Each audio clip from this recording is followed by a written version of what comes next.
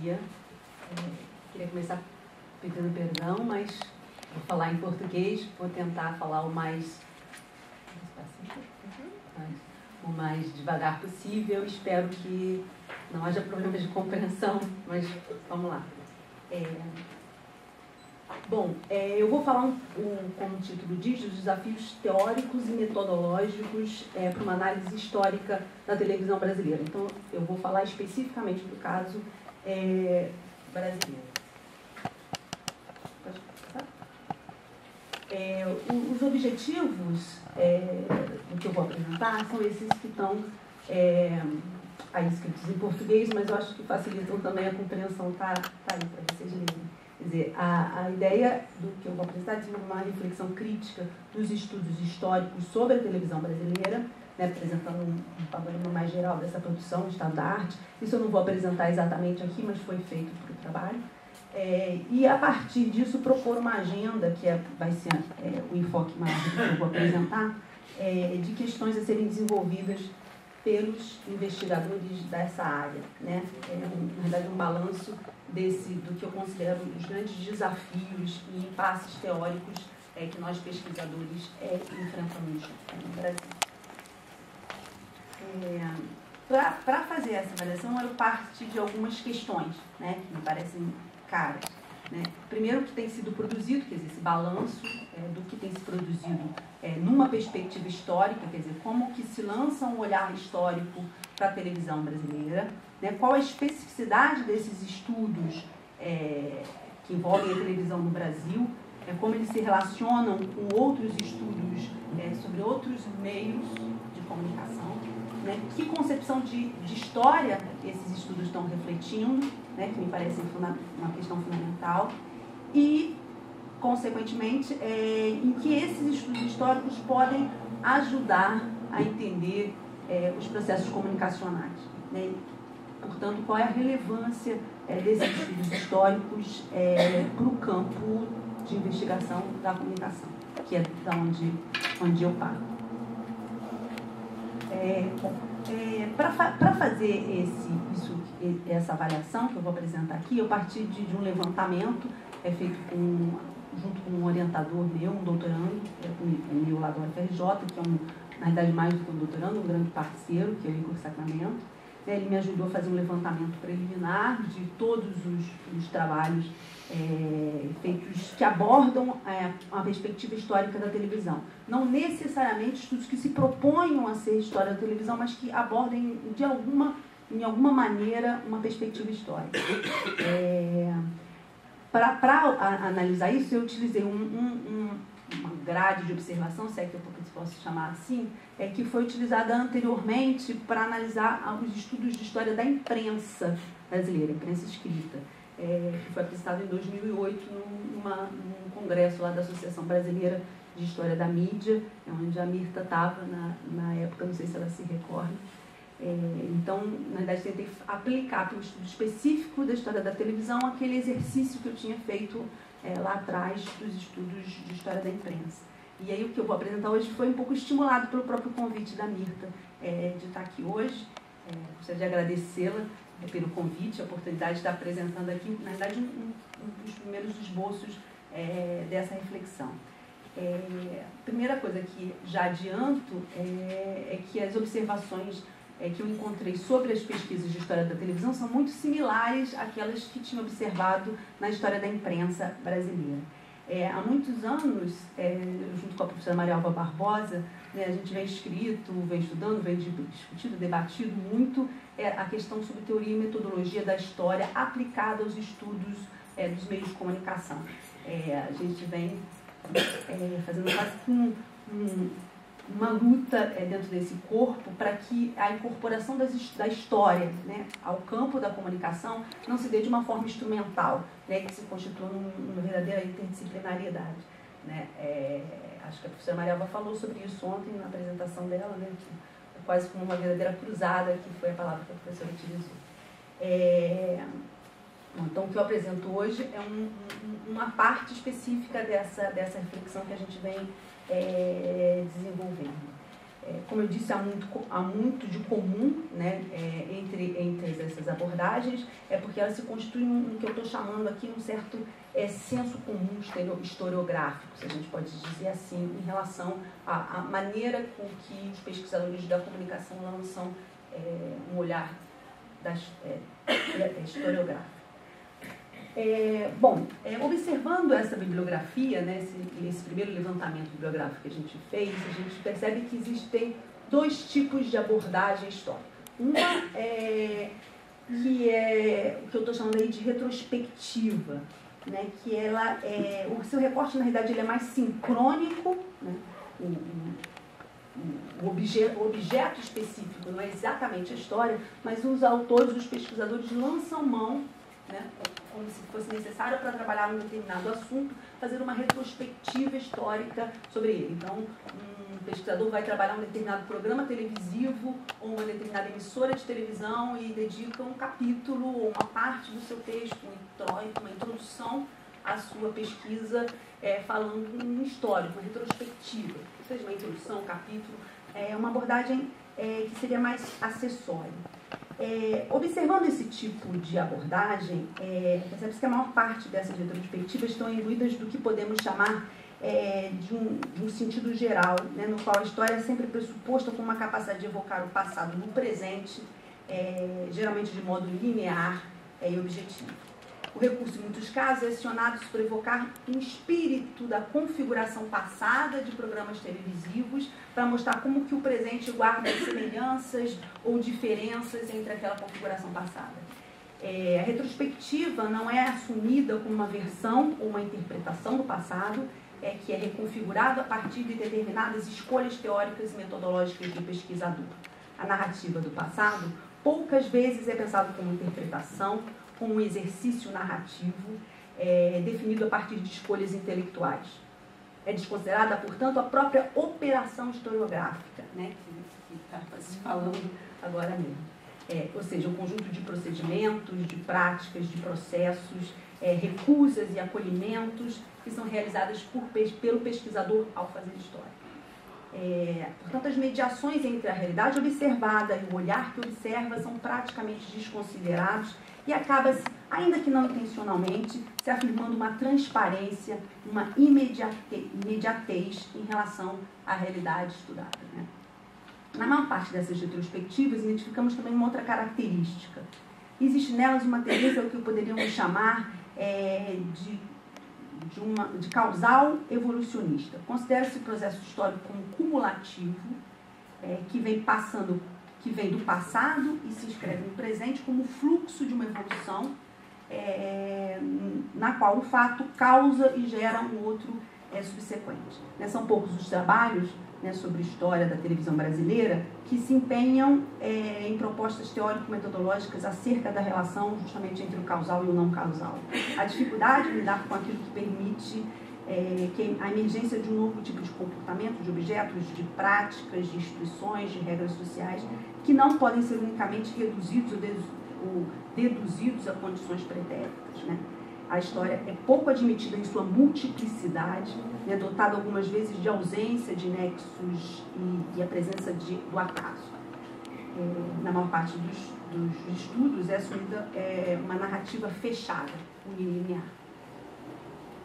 Há muitos trabalhos, né, eles não são em minoria, que simplesmente desconsideram até a própria explicação causal evolucionista e fazem a história como um mero exercício descritivo ou episódico. Uma sucessão de acontecimentos brevemente arrolada, praticamente sem o estabelecimento de conexões entre elas numa perspectiva explicativa. Essa sucessão de episódios é construída apenas com o objetivo de apresentar quais seriam os antecedentes, né, como eu disse, de um determinado programa, de uma determinada emissora televisiva, né, formatos de processo sócio-histórico. O problema, me parece, central é o fato de haver muitas histórias sendo escritas, como a professora Maria Alva falou, né? Mas sem o objetivo de se fazer história propriamente dita, eu acho. Né?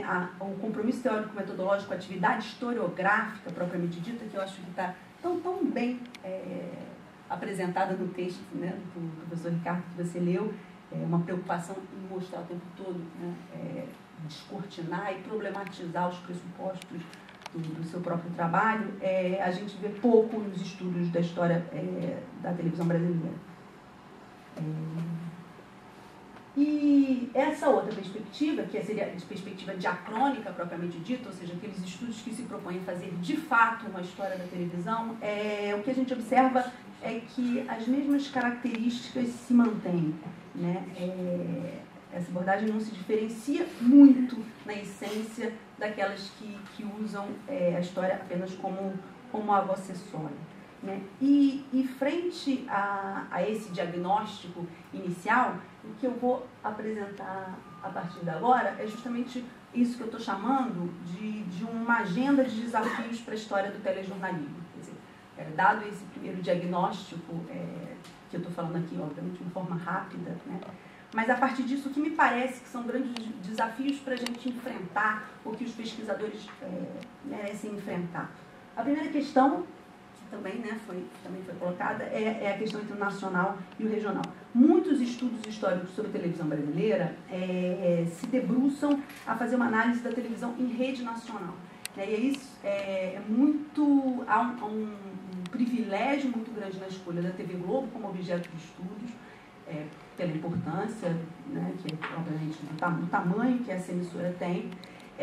E entre os produtos, há muitos estudos sobre telenovela, que obviamente também reflete a importância cultural que a novela tem no Brasil, e sobretudo sobre o Jornal Nacional, que também é o maior telejornal do país e foi o primeiro a ser emitido em rede, né, nacional. Então são objetos que, claro, existem muitos estudos sobre outras emissoras, sobre outros objetos, mas esses são os que são privilegiados, né?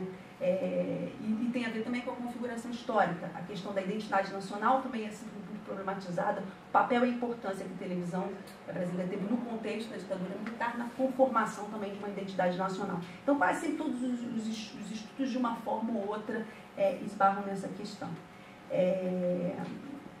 Mas na análise histórica das emissoras e dos seus produtos, a carência de pesquisa empírica. Né? A gente observa que a maior parte dos trabalhos, dado isso como pressuposto, muitos deles vão repetindo descrições de fatos do passado contido em fontes secundárias, naqueles trabalhos mais pioneiros, né, que de alguma forma configuraram ou caracterizaram alguns pontos gerais sobre televisão.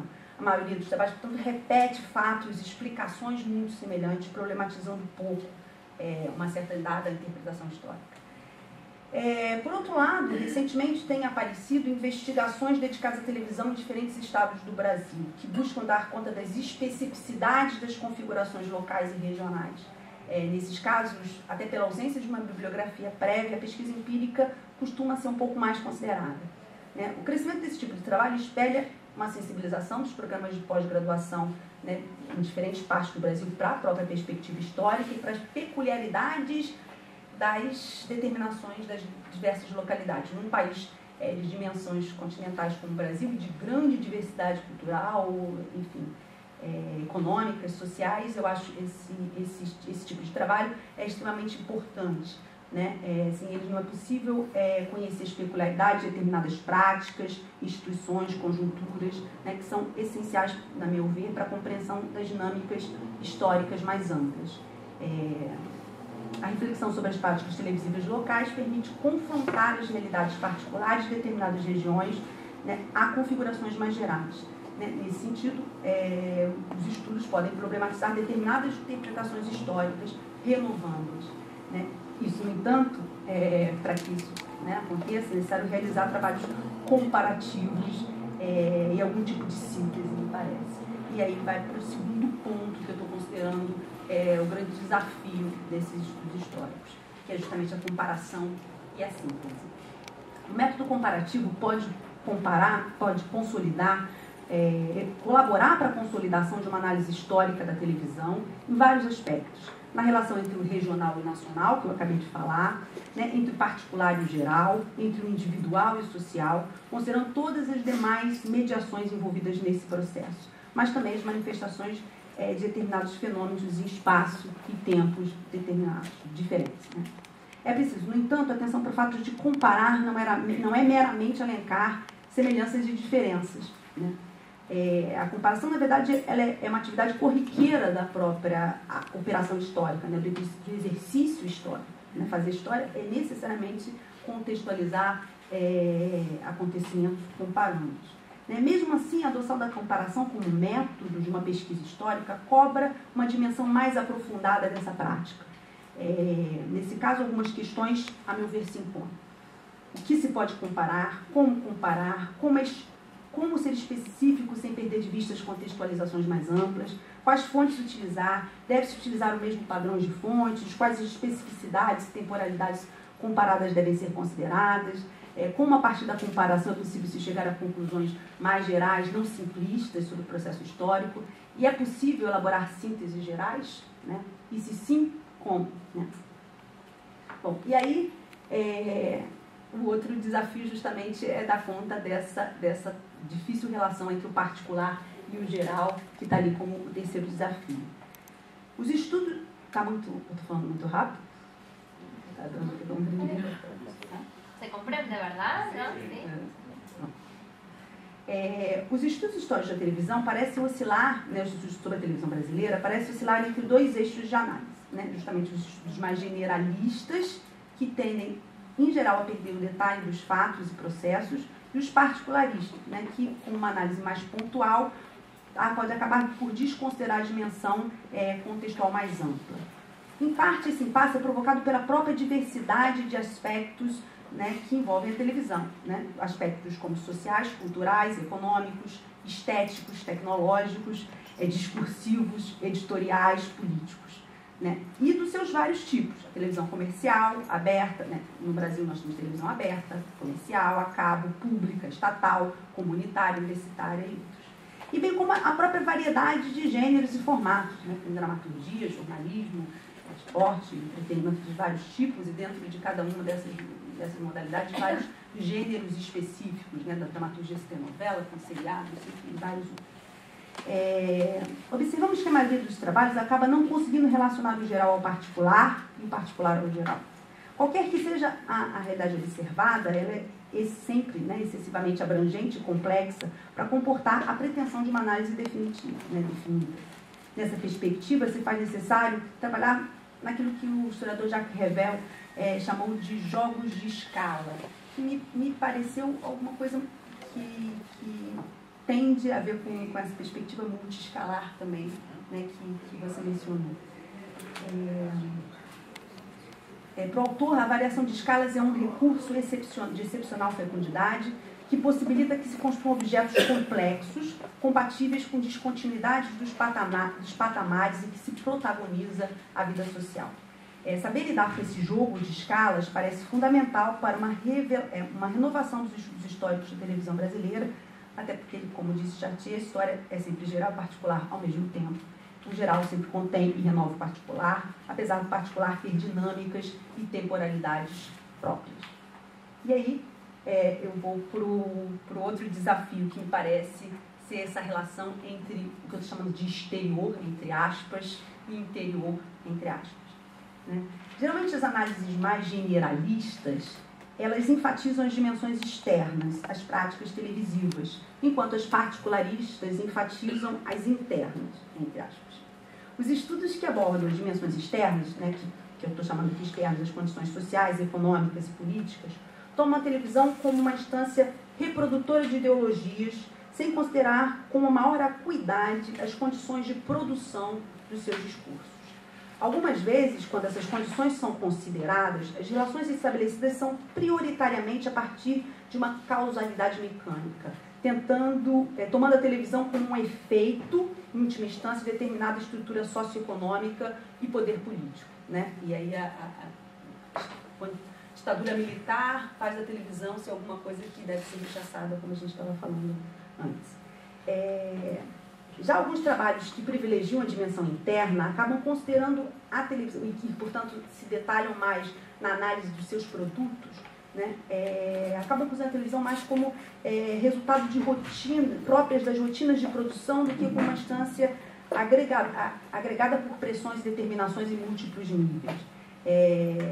Entendo que, nesse aspecto, o desafio que se coloca para a análise histórica da televisão é a busca por análise dos laços indissolúveis justamente entre dimensões internas, aspectos empresariais, técnicos, estéticos, discursivos e profissionais, bem como rotinas de produção e estratégias de programação, e as dimensões externas, as pressões institucionais, o ambiente regulatório, a política nacional, as transformações econômicas, mudanças tecnológicas e as próprias lógicas da recepção, né, que são fundamentais ao fazer televisivo. A televisão brasileira é, em geral, analisada a partir de diferentes abordagens, né, cada qual isoladamente, né, seja como dispositivo de funcionamento em produção ou em recepção, como construto discursivo, estético, nos seus diferentes gêneros, como eu disse, jornalismo, dramaturgia, entretenimento, como dispositivo tecnológico que media relações socioculturais, como empresa, etc.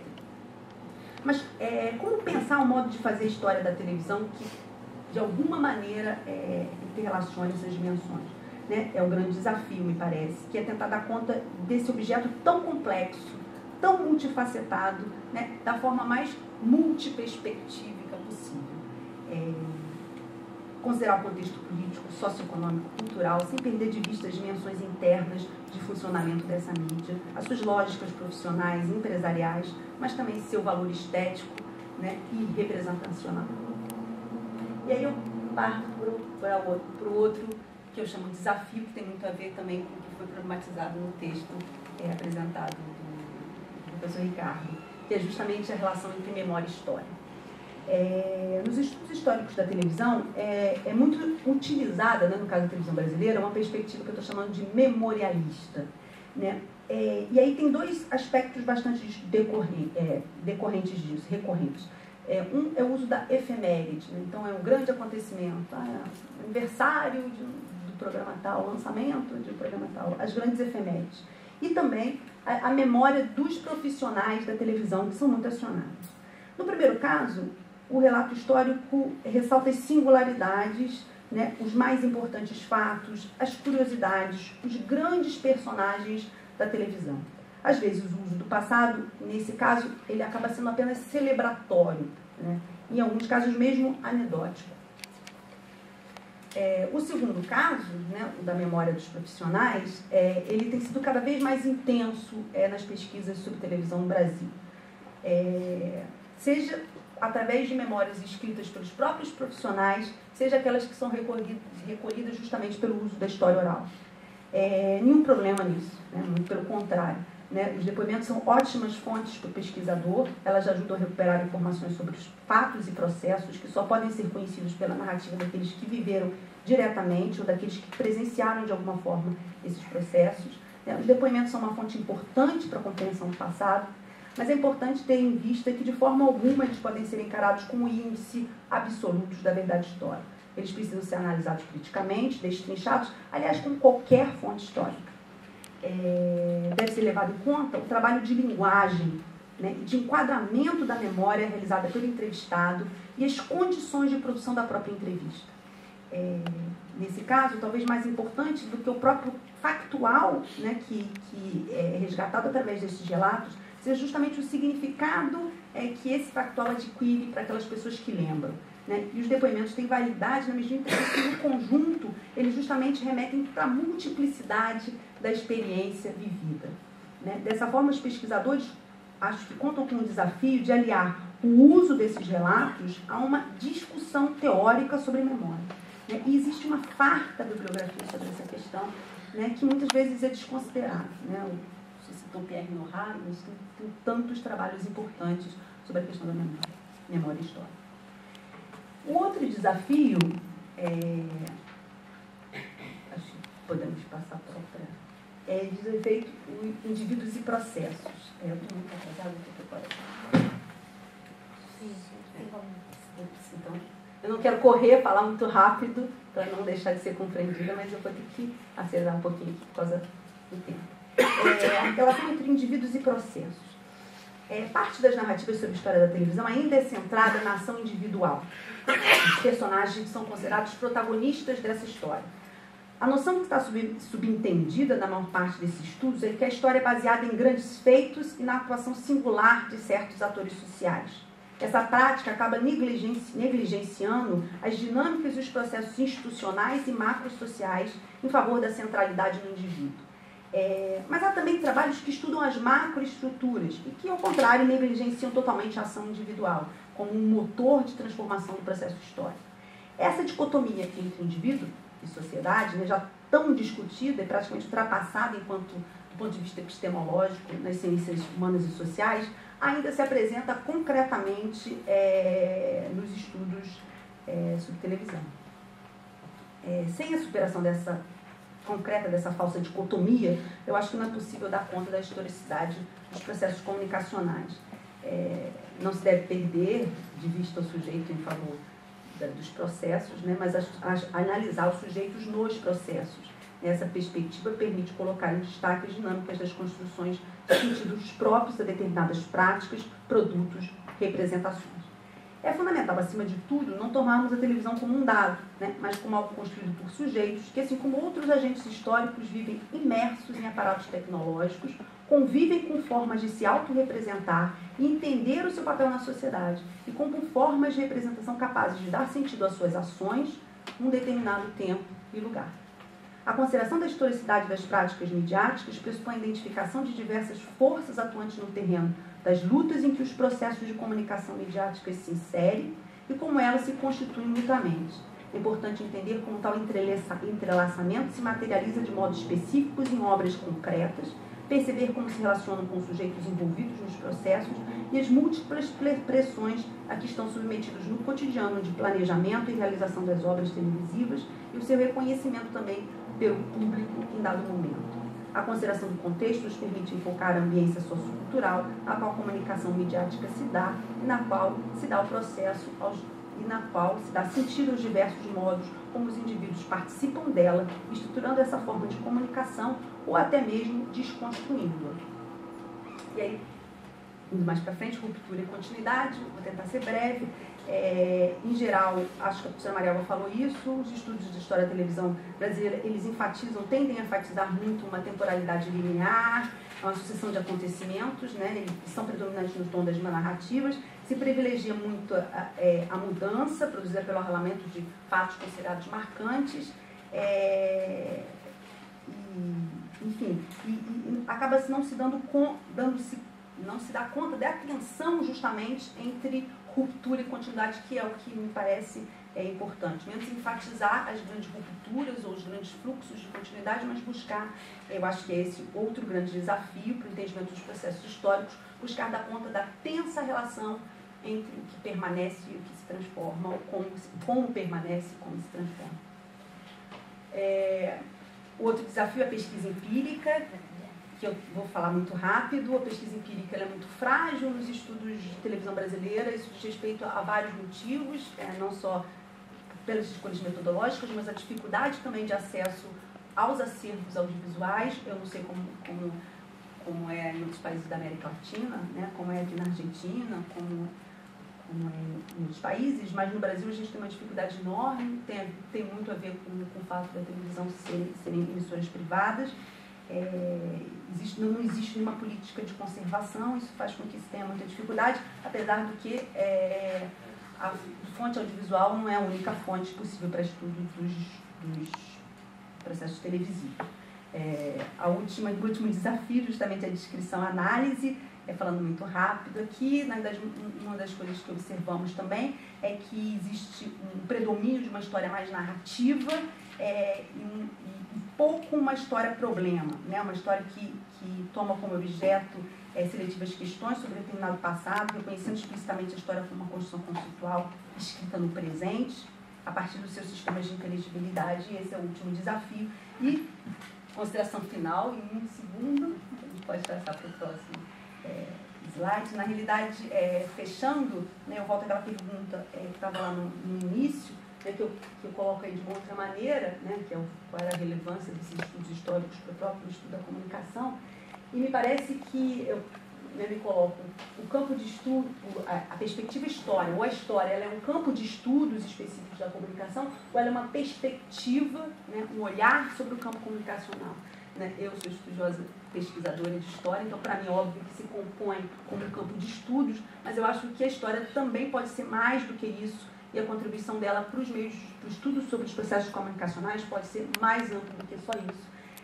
Porque eu acho que a história pode dar um arsenal que é a desimaginação, aí fazendo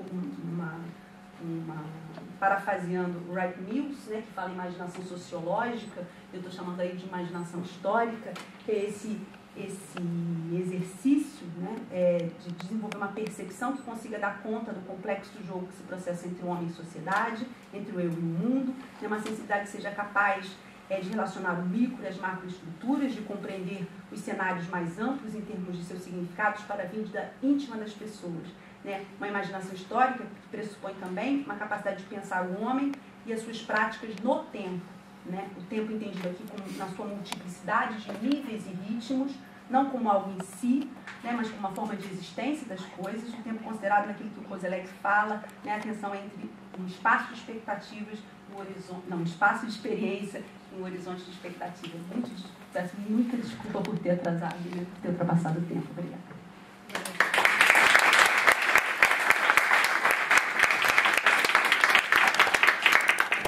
Bueno, ahora sí es el turno de la ronda de preguntas. No sé si alguien quiere comentar. Para José, supongo, no sé, por ahí. Podría llegar a ser para los dos. Indicabas la importación de televisores en la década del 50 y veíamos que venía de diferentes lugares, ¿no? La pregunta es sencilla, ¿cuál fue la norma adoptada en Colombia por aquellos años? Y si todos los países de donde venían los televisores tenían esa norma o armaban televisores para la norma colombiana. Sí, el problema de la norma es de la televisión en color. La televisión en blanco y negro, había una versión inglesa y había una versión gringa y casi todos los ingleses se fueron quedando atrás. Fue después cuando vino el color que se presentó el problema. Lo que sí encontré es un